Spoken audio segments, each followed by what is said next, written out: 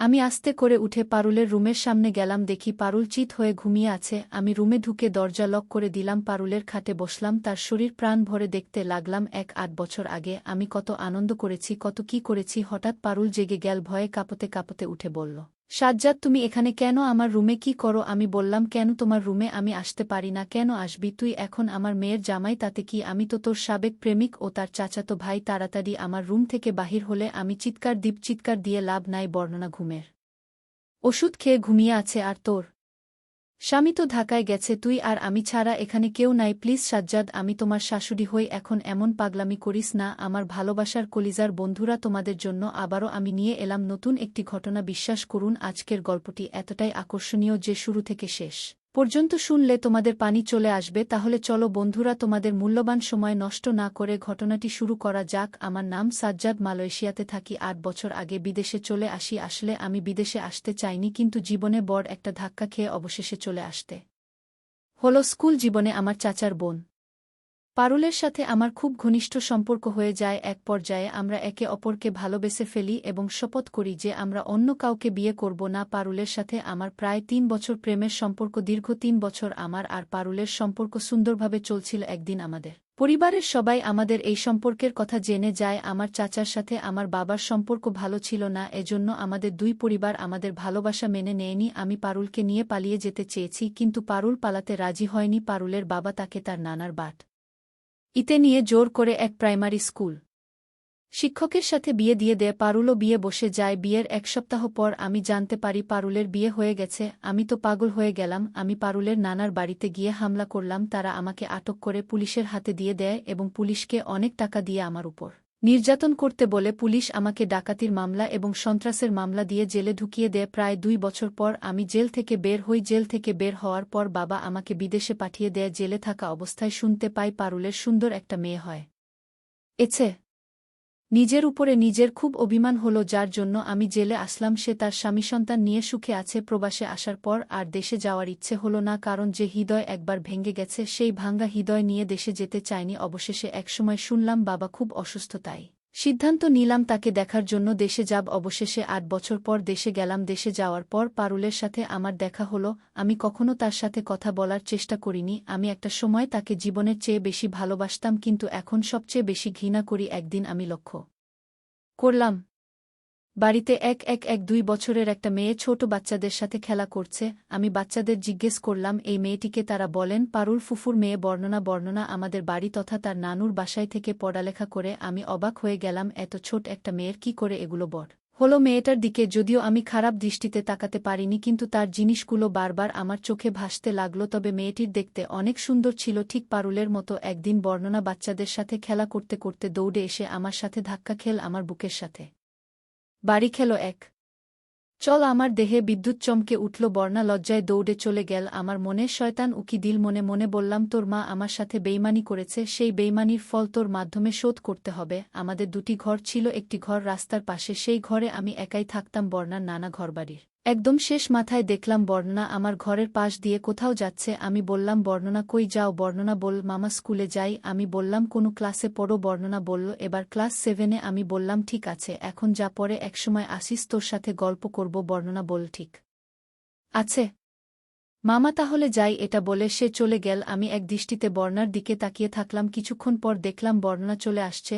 আমি জিজ্ঞেস করলাম, কিরে স্কুলে যাস নাই? বর্ণা বলল, না মামা, ভালো লাগছে না, ভাবলাম তোমার সাথে গল্প করব, তাই চলে আসলাম। আমি বললাম, ভালোই করেছিস, আয় ভিতরে আয়। চারদিকে লক্ষ্য করলাম কেউ নেই। বর্ণনা ঘরের ভিতরে চলে আসলো। আমিও দরজা লাগিয়ে দিলাম। আমার রুমে চিপস আর চানাচুর ছিল। আমি 2 প্লেটের চিপস চানাচুর নিয়ে টেবিলের উপরে রাখলাম। তারপর বর্ণনা একটা চেয়ারে বসে, আমি অপর পাশের চেয়ারে বসে খেতে লাগলাম আর গল্প করতে লাগলাম। এর ফাঁকে আমি আমার পা বর্ণার পায়ে লাগালাম। বর্ণা পা সরিয়ে নীল। আবার গল্প করতে করতে আমি বর্ণার পায়ে ঘষা দিলাম। এইভাবে কয়েকবার করার পর বর্ণনা আও করে উঠল এবং কিছুক্ষণ পর বর্ণা ও আমার পায়ে একবার ঘষা দিল। গল্পের ফাঁকে একজন অন্যজনকে চিপস চানাচুর খাইয়ে দিচ্ছি। আমি মনে মনে চিন্তা করলাম, কাজ হয়ে গেছে, এবার কাজ করতে বাধা নেই। আমি খুব করে বর্ণনা হাত ধরে একটা দৌড় দিলাম। বর্ণনা লজ্জায় লাল হয়ে বলল, মামা কি করছো? আমি বললাম, আদর দিলাম। কেন মামা কি ভাগ্নিকে আদর দিতে পারে না? বর্ণনা বলল, অবশ্যই পারে, কিন্তু এভাবে আমি বললাম কোনো কিন্তু না, মামা চাইলে ভাগ্নিকে আদর দিতে পারে। এই কথা বলে বর্ণাকে আদর দিলাম। এরপর বর্ণার পিছন থেকে জড়িয়ে ধরলাম। বর্ণনা বলল, মামা ছাড়ো, কি করছো? আমার লজ্জা লাগে। আমি বললাম, মামার কাছে কিসের লজ্জা, আজ তোর লজ্জা দৌড়াব। এই কথা বলে পিছন থেকে বর্ণনাকে ধরলাম। বর্ণনা আস্তে আস্তে বলল, মামা প্লিজ এমন করো না, ছেড়ে দাও, কেউ দেখবে। কিন্তু নিজেকে ছাড়ানোর কোনো চেষ্টাই করছে না, উল্টো জোরে জোরে নিঃশ্বাস নিচ্ছে। আমি বুঝলাম মেয়ে রাজি, কোনোভাবেই সুযোগ ছাড়া যাবে না। তারপর যা হোল শুনলে তোমাদের মাথা ঘুরে যাবে। বন্ধুরা, বর্ণার কথা শুনে আমি ভাবছি তোর মা ও একই শপথ করেছিল আমাকে ছেড়ে অন্য কাউকে বিয়ে করবে না, আজ তো একই শপথ করলি। সেদিন বিকেল 4টা পর্যন্ত বর্ণার সাথে টেবিলের উপর কাঠের উপর অনেক হলো, আর বাড়ির সবাই জানে বর্ণনা স্কুলে আছে। এভাবে বর্ণার সাথে আমার প্রতিদিন কোনো সময় ভাবে চলতে লাগল।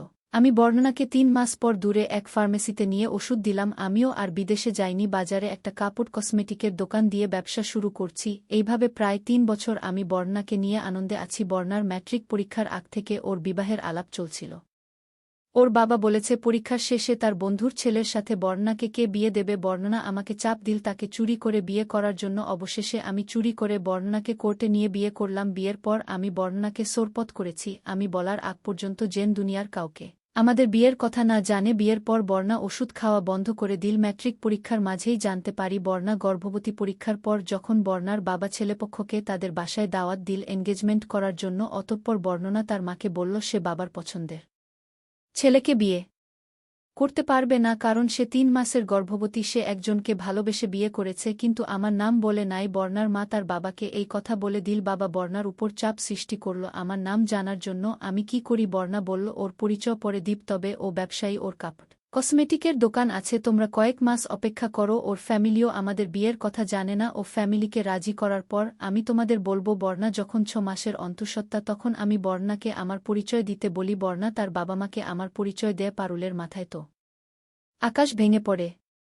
তার মেয়ে তার নিজের পুরনো প্রেমিককে বিয়ে করেছে। পারুল আমার বাড়ি এসে আমাকে গালাগালি করল আর বলল, তুই এটা কি করলি? কেন করলি? কেন আমার মেয়ের জীবনটা নষ্ট করে দিলি? আমি বললাম, কেন করলাম? তোর মনে নেই আমার সাথে তুই আর তোর বাবা কি করেছিস? আমি তোকে জীবন দিয়ে ভালোবেসেছিলাম, আর তুই আমাকে ছেড়ে স্কুল মাস্টারকে বিয়ে করেছিস। আমাকে তোর বাপ মিথ্যা মামলা দিয়ে 2 বছর জেলে কাটিয়েছে। আমি চাইলে তোর মেয়েকে নষ্ট করে ছুঁড়ে ফেলে দিতে পারতাম, কারণ তোর মেয়ে নিজ থেকে আমার সাথে এসব করছে। 3 বছর তোর মেয়ের সাথে আমার এমন হয়েছে, কিন্তু আমি তা করি নাই। 6 মাস আগে আমি ওকে বিয়ে করে এর মর্যাদা দিয়েছি। তুই আমার বউ হওয়ার কথা ছিল, কিন্তু তার বদলে আজ তোর মেয়ে আমার বউ। পারুল বলল, আমি এই বিয়ে মানি না। তোরে আমি আবার জেলে পাঠা, প্রস্তুত থাক। বর্ণার বাবা একজন স্কুল শিক্ষক, তাছাড়া জেলা শিক্ষক সমিতির সভাপতি।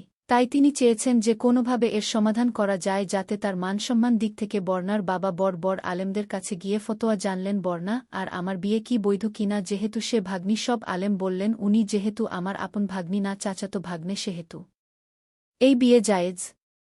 তাছাড়া বর্ণনা 6 মাসের গর্ভবতী হওয়ায় পারুল ও স্বামী আমাদের বিয়ে মেনে নিতে বাধ্য হয়। যদিও বর্ণার নানান তথা আমার চাচা চাচি এই বিয়ে মেনে নেয় নাই। যেখানে তারা তাদের মেয়ে পারুলকে আমার সাথে বিয়ে দেয় নাই, সেখানে পারুলের মেয়েকে বিয়ে, এটা তো কখনোই মেনে নেওয়ার কথা না। যদিও তাদের মেনে নেওয়া না নেওয়ার বিষয় পড়ে বর্ণার বাবার উপরে কারোর কথা বলার সুযোগ ছিল না। এখন আমি প্রতিদিন বর্ণাদের বাড়ি যাওয়া আশা করি। বর্ণা 6 মাসের অন্তঃসত্ত্বা হওয়ায় ডাক্তার আমাকে আনন্দ করতে নিষেধ করেছে। আমি প্রতিদিন বর্ণার সাথে শুয়েই কিন্তু আনন্দ করতে পারি না।